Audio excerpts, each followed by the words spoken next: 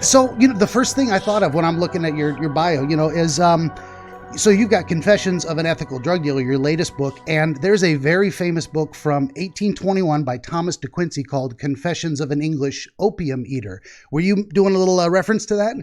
I guess indirectly, although I've never read that book. Mm-hmm.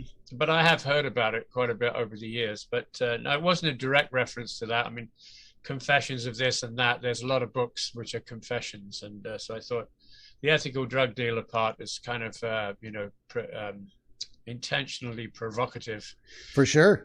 And that's usually the first question I get is, what's an ethical drug dealer? Because people have such a terrible idea about drug dealers. They're sort of right up there with hitmen.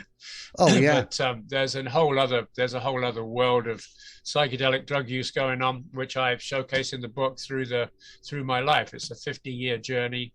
Mm-hmm. Geographically, philosophically, through psychedelic drug use, basically, and international travel. So that's the theme. And I just wanted to provide a more realistic look at psychedelic drug use, rather than all the misinformation that we get all the time. There's a lot of biased hyperbole out there. I mean, the first thing that came to my mind with an ethical drug dealer is ibuprofen. It's on the store shelves. That is an ethical drug dealer. That's a drug. They're giving it for a reason to alleviate some suffering of the human condition. And a lot of people don't think about it that way. Well, those aren't drugs. Yeah, they are. Exactly. No, the doctors are the biggest drug dealers around. And now you're right. They're very true. Drug dealers. Yeah, and they would be as well. And we want them to be. We want them to be drug dealers because drugs have an absolute benefit, some kind more than others, and for different conditions. But and we want them to be ethical. So that's, you would hope your doctor is an ethical drug dealer in that sense. Yeah. And my reference to Confessions of an English Opium, that popped to my mind, the title, and that is one of the most heavily cited works of fiction, of autobiography across my collection of historical dream literature. Almost every single author writing on dreams throughout the last 500 years, since 1821, 200 years, has referenced Thomas de Quincey and his book, because he talks about dreams he specifically experienced, he believes, as a result of taking opium dreams.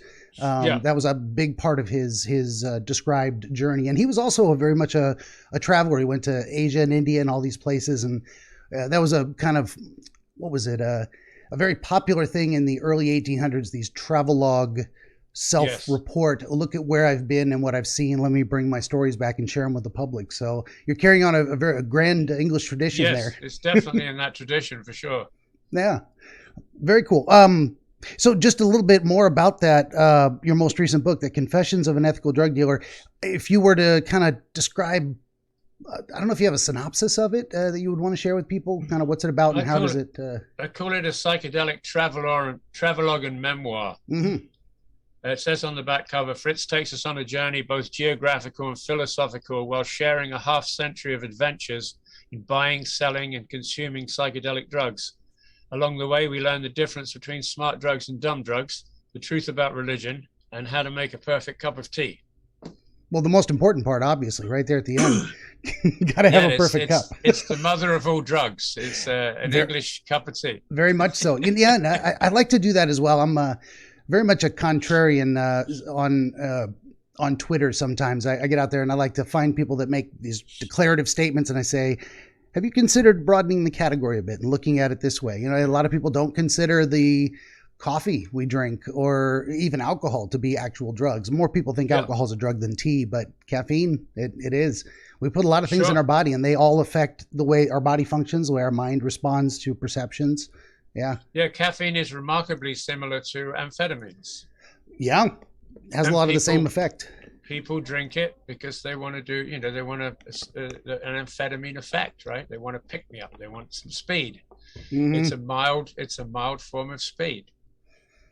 Yep, and it can be overdone as well, and it can cause heart complications. There's people that, if you're drinking 7 pots of coffee a day just to keep going, I'm going to recommend you might have a problem and you want to check that out. Just look into it. That's a bit much, That's right.